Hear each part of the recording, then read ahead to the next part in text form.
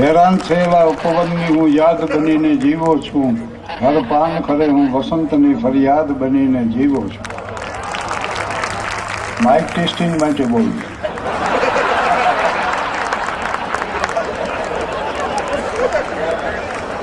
હમણાં અમદાવાદમાં એક મારવાડી શેઠને ત્યાં લગ્નનો કાર્યક્રમ, હું વળી શૂટ પહેરીને ગયો.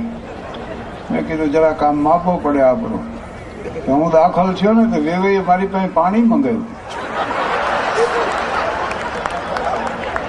મને કહે પાણી લે. હું જોઈ ગયો એની સામે. પણ મને ભગવાન મહાવીરની એક ફિલસૂફી યાદ આવી કે જીવનમાં જે ઘટના બને એનો પ્રતિભાવ તમારા મનમાં ઉઠે એ વ્યક્ત કર્યા પહેલા એનું નિરીક્ષણ કરી લેવું તો કર્મ નિર્જરા થઈ જશે. એટલે હું વિચારતો ત્યાં પછી ખબર પડી બોલો વેઇટરે શૂટ કરીને ફરતા. બહુ ગોટાળો એમાં થયો. પછી પાછો નાસ્તો કરવાનો હતો ને એ ખીરમાં જલેબી નાખીને ખાવાનું એવું હતું. હું ખીર ભરી આવ્યો જલેબી નાખી, પણ એવું મને ખાટું લાગ્યું. મેં કીધું ભાઈ આવો નાસ્તો હોય તો મને કે ક્યાંથી લઈ આવ્યા? મેં કહ્યું આમાંથી ખીર લીધી, આ જલેબી. એ તમે ખીર જે લઈ આવ્યા ને એ કે જલેબી બનાવવાનું ખીરું છે.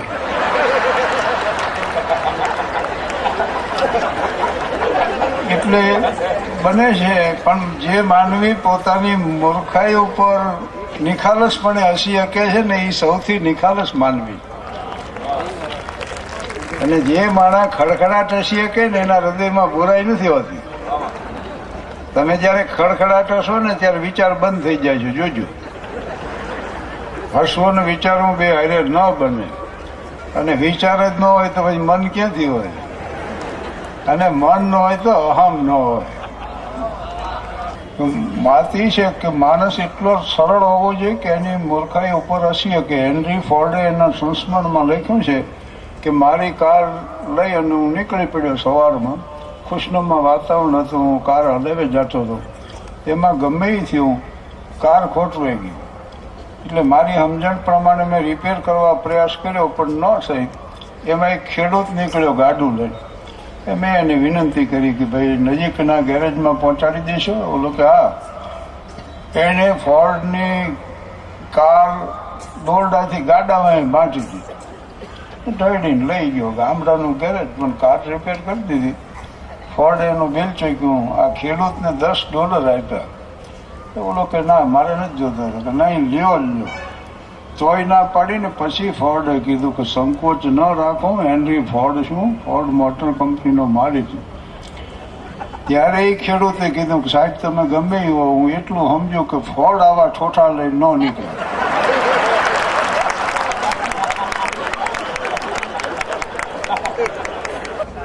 એટલે પત્રકારોએ ફોર્ડને પૂછ્યું કે તમારું લગ્ન જીવન સફળ ને તમે બિઝનેસમાં સફળ થયું. આ બે વાતને એક જ વાક્યમાં હાંકળીને તમે કહી શકશો? ફોર્ડ કે હા, એક જ મોડલને વળગી રહેવું.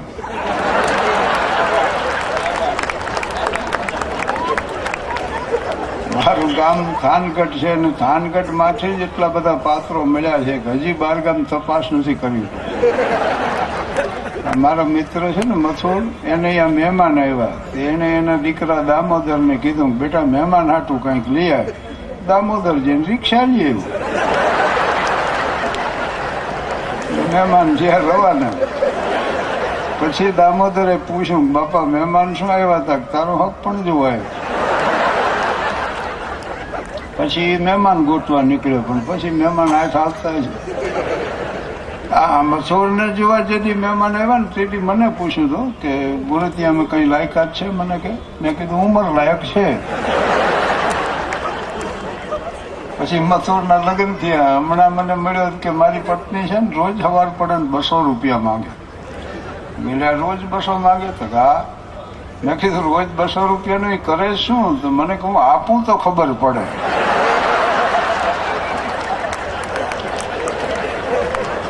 માસ્તરને આવા કોઈ ફંક્શનમાં જવું હોય તો વળી પાસે એની પત્નીને પૂછે કે સાંભળ્યું કયું પાટલું પહેરીને જવું? વળી રસોડામાંથી સૂચના આવે કે બીલું પહેરો, મારા બાપુજી અપાયું. મેં કીધું એટલે 3 જ પાટલું છે તારે, એમાં એક તે પહેર્યું હોય, એક ધોવામાં, એક જ માએ વધે છે. તો હું પહેરીને હાલતો થતો, મને કે એને એમ થાય ને કે મારા કીધામાં છે. એટલે માણા કેક નો કે આ હવના વ્યવહાર આ મારે છો. અને હમણાં આ 4મી, 5મી, 6મી જાન્યુઆરી કેટલા લગ્ન, 6મી તારીખે અમદાવાદ અમારે લગ્નના કાર્યક્રમ હતો, પણ 1.5 લાખ લગ્ન હતા તેથી, બોલો. અને એક આનંદ એ થયો કે 1.5 લાખ તો ઠાળે પડ્યા.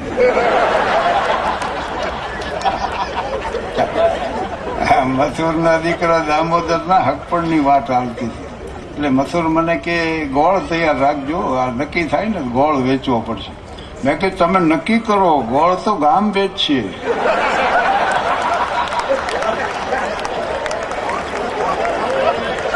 આની સુવાસ એવી છે.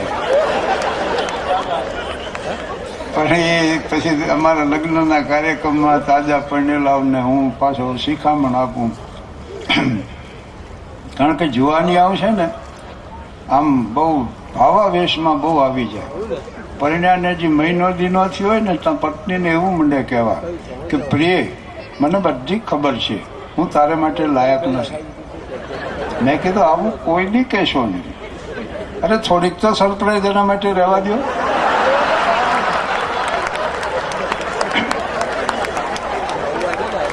સમજદાર ઘરની દીકરી છે, બધું સમજી જાય છે.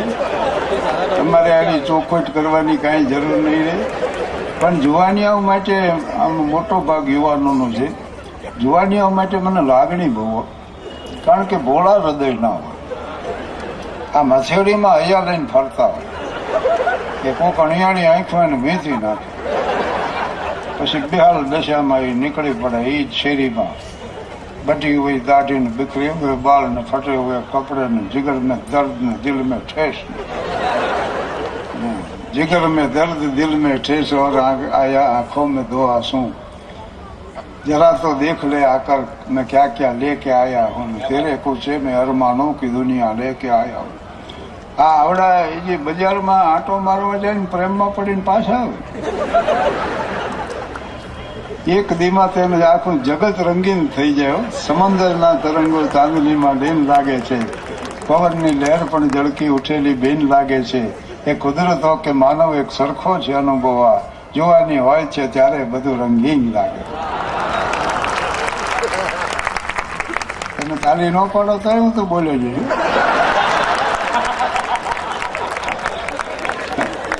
કોકડા ઘોડે છાતી ફૂલાવીને જે જુવાનિયા ફરતા હોય ને, समाज को बदल डालो, हिंदुस्तान को पलट दो, दुनिया के इतिहास की करवटें बदल डालो, આવી વાતો કરતો એને ખાલી પરણાવી દે. 3જે વર્ષે ખબર પડે ઘરની દિવાલ બદલ્યા જેવી છે, બાકી કાંઈ કર્યા જેવું નથી. હવે તો મને આમંત્રણો આવે છે પ્રમુખ સ્થાનના અતિથિ વિશેષ તરીકે લોકો બોલાવે છે. એનું કારણ શું છે કે ઉંમર છે ને એ પ્રયત્ન કર્યા વગર વધતો સદગુણ છે. એક સંસ્થાએ મને પત્ર લખ્યો કે અમારા વાર્ષિક સમારંભમાં તમારે પ્રમુખ સ્થાન શોભાવવાનું. હું એટલો બધો ખુશી થઈ ગયો, એને સ્વીકૃતિ પત્ર મોકલી દીધો. એ લોકોનો વિચાર બદલાઈ પહેલા. પછી વિગતવાર કાગળ વાંચ્યો ત્યારે ખબર પડી કે પાગલખાનાનો સમાજ. તોય મને એમ થયું કે પાગલખાનું તો પાગલખાનું, આમ જીવનમાં ધીરે ધીરે આગળ વધાય અને ગાંધીનગર સુધી પહોંચાય.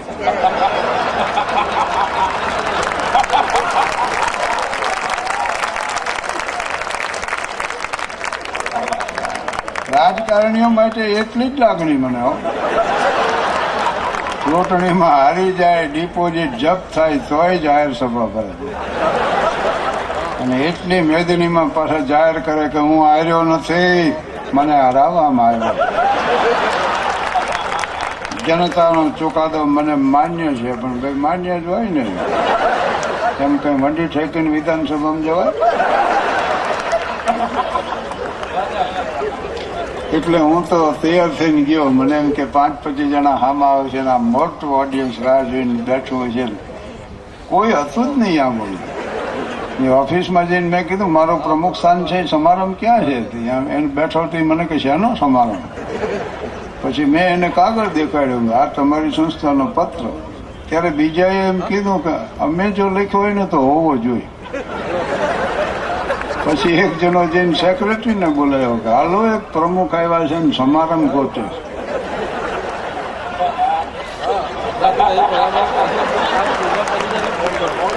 હા, કાંઈ એ તો મેં કીધું આ આશ્રમમાં છોકરા કેના તોફાન કરે? મને કે બ્રહ્મચારી બાપુને. લોગડા કેના હુકાય? તો દિગંબર સ્વામી. એટલે ઘણી વાર એક જણો વિદેશ પ્રવાસની મને વાત કરતો હતો. મને કે હું પેરિસ જેવું. મેં કીધું મોનાલિસા જોયું? મને કેવા નાના નાના ગામડા જોવાનો ટાઈમ નથી. એક જણાએ મને પૂછ્યું કે મારા મગજ વગર કેટલા વર્ષ જીવી શકે? મેં કીધું મને ખબર નથી તમારી ઉંમર કેટલી. એટલે આ તો હવે આઝાદી આવ્યા ને આ 60 વર્ષમાં માણા હવે હસતા થયા છું ને. હ્યુમર ને વીટ ને સટાયર ને આયરની, પેરોડી, ફારસ, બપોર, કેરિકેચર, બ્લેક હ્યુમર, કેટલા હાસ્યના પ્રકાર. જૂના જમાનામાં વૃદ્ધોએ એક જ કામ કર્યું કે નો દાંત કાઢ્યા કે નો કાઢવા દે. અમારી એ વૃદ્ધો ભેગા થઈને વાતો શું કરે ખબર છે? મારું મરવા માથેથી મન ઉઠી ગયું. એટલે હું તો આની એક પછી સેક્રેટરી ખુદ આવ્યા. એણે કીધું કે છે ગોઠવો ટેબલ ખુરશી. તૂટલા ટેબલ ભાંગલી ખુરશી કર્યું કમઠાણ ભેગું. એક જૂના રાજકારણી આવ્યા, ચૂંટણી મારી ગયેલા. એ અતિથિ વિશે હું પ્રમુખ, પાગલખાનાનો સમાજ. સેક્રેટરીએ સંસ્થાનો પરિચય આપ્યો. પછી અતિથિ વિશેષનું નામ બોલ્યા એટલે એ માઇકમાંથી આવ્યા. એણે ભાષણ કર્યું કે ભાઈઓ અને બહેનો, હું એમ ઈચ્છું કે આ સંસ્થાનો દિન પ્રતિદિન વિકાસ થાય, એની સંખ્યા ઉત્તરોત્તર વધે, એ નાનકડા બીજમાંથી મોટું વટવૃક્ષ બને અને આખા ગામને એની છાયામાં સમાવી લે. મેં કીધું મારે શું કરવાનું છે એ કહ્યું. તો કે એક પાગલને મુક્તિપત્ર આપવાનું છે, એનું વિતરણ તમારા વરદ હસ્તે કરવાનું. એને મુક્તિપત્ર મને આપ્યું. મેં વળી હસતું મોઢું રાખીને પાગલને આપ્યું. હું ન બોલ્યો તો કોઈ પ્રશ્ન નહોતો, પણ મને એવી કમજ સૂજી. મેં એ પાગલને પૂછ્યું, મેં કીધું આ બીજું બધું ઠીક, તમને પાગલ પણ શેનું હતું? તો એ કે હું મારી જાતને શહાબુદ્દીન રાઠોડ સમજ.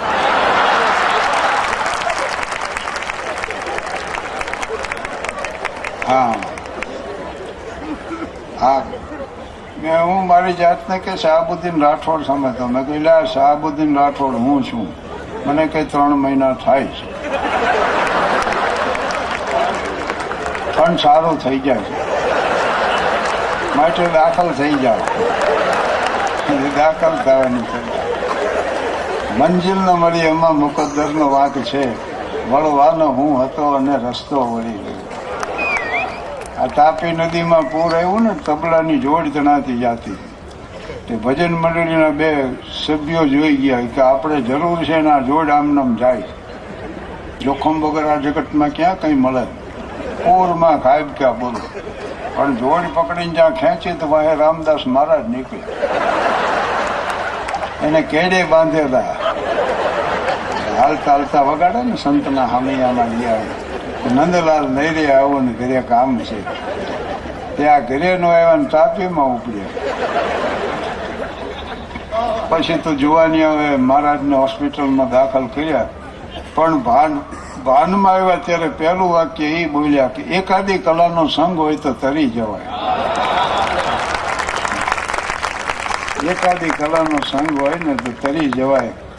આજથી 45 વર્ષ પહેલા મને એવી ધૂન સવાર હતી મનમાં કે મર્યાદાનો સ્તર ઊંચામાં ઊંચો રાખીને સહકુટુંબ મારે બેન માણી કે ને એવું હાસ્ય સર્જ્યું અને રજૂ કરવું. એને 45 વર્ષ પૂરા થયા. હવે તો હું ભૂલી જાઉં તો ઓડિયન્સ યાદ કરી દેખે. મને યાદ કરી દે છે. માણાને મોઢે કરાવી દીધું બધું.